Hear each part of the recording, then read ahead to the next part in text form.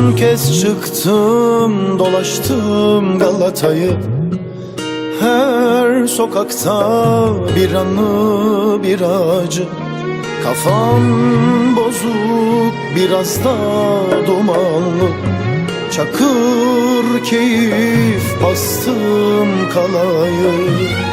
Aşklar yalan, dostlar sahte. Nasıl geldin sen bu hale?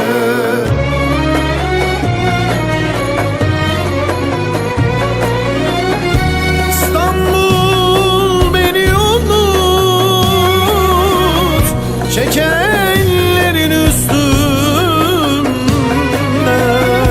Yana yana gidiyorum yedi tepeli şehrinden. Lan İstanbul beni unut, unut, çek ellerin üstümden.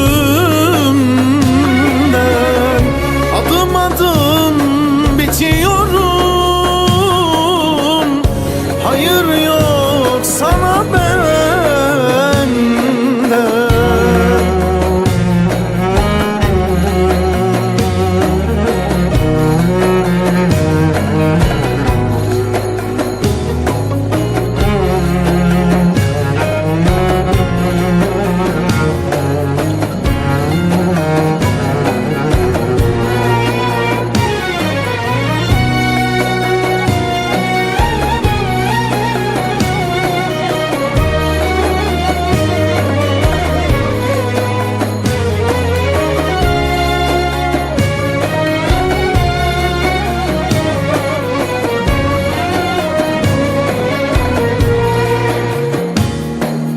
Son kez çıktım, dolaştım Galata'yı. Her sokakta bir anı, bir acı. Kafam bozuk, biraz da dumanlı. Çakır keyif bastım kalayı. Aşklar yalan, dostlar sahte. Nasıl geldin sen bu hale?